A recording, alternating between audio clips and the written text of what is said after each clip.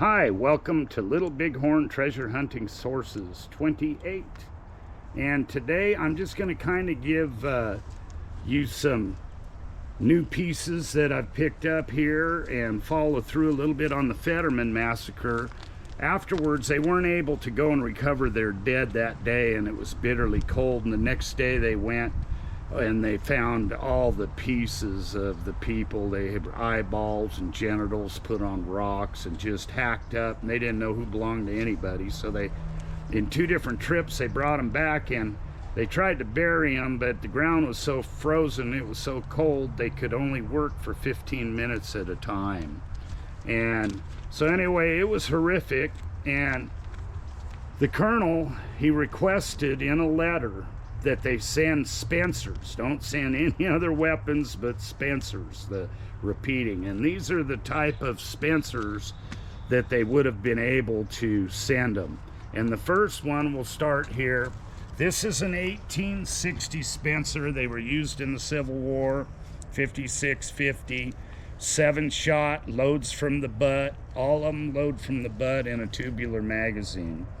And the history on this one, during my examination of this 1860 Spencer, I discovered the names Scaring Bear, Poor Dog written in Togia on both sides of the stock, along with the Togia mark for brother. The brothers Scaring Bear and Poor Dog fought in the Indian Wars with Crazy Horse, also surrendered with him in May 1877 and sent to the Red Cloud Agency. There was no way to tell which of the brothers owned this Spencer, so it may have been used by both of them. And you can see the marks pretty clearly. Even on here, you can see them on the picture. Remember how pictures always bring everything out better. But you can also see especially the bear here. Now, someone had refinished this, and it's a shame, but they are still visible. And if you notice the pommel wear here under the fore end, and then that brings us over here to the rifle. And I couldn't read any words on it when I bought it, but boy, it had the look. If you see underneath here writing on the saddle and the what they call pommel wear. But it ended up, I got lucky on this one. Here's the history. In my examination of this 1860 Spencer rifle, I found the name Red Bear Arikara. Now, those were the scouts Custer used. In Togia on the left side of the stock is shown in illustration 1. Red Bear Arikara is also written on the right side of the action, along with the Togia mark for scout.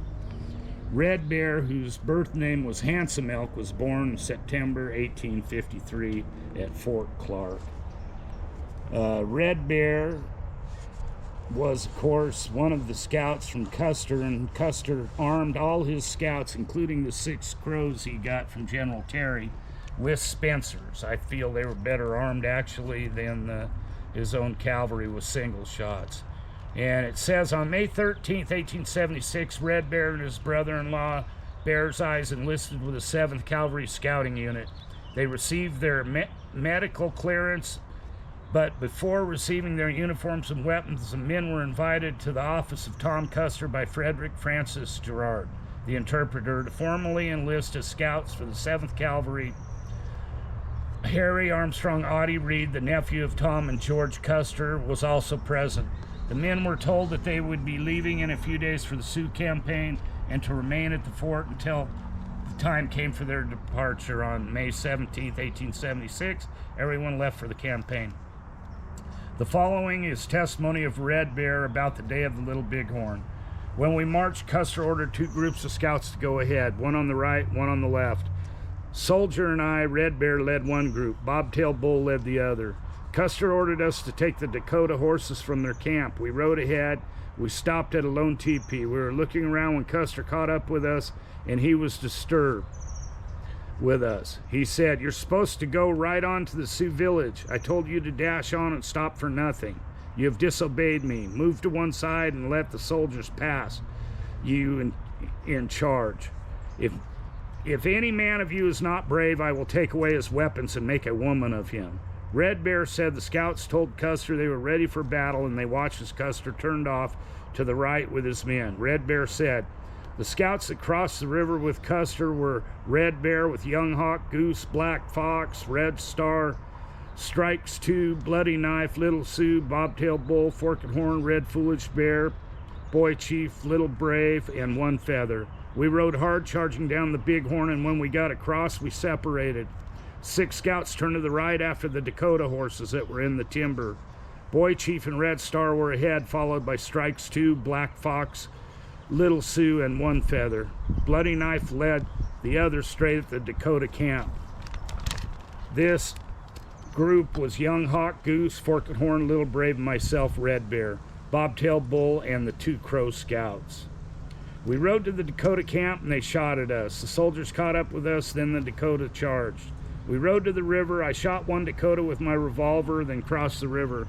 I could not find anyone. When I came to Bull in the Water, Strikes 2, Red Star, Boy Chief, One Feather, soldiers stabbed Strikes the Lodge, and Little Sioux. After a while, the other scouts came with a herd of captured Dakota horses, about 40. Charging Bull, Red Wolf, and White Eagle led the horses. It was decided that we should do what Custer wanted, to take the horses and fall back to the Powder River where the rest of the scouts should be. Bull in the Water, Charging Bull, Red Wolf, White Eagle, Red Star, Pretty Face, myself, Red Bear, One Feather, and the Dakota scout top to T started back with the horses, with Bull in the Water and Red Wolf in the lead. So that's the end of that rifle.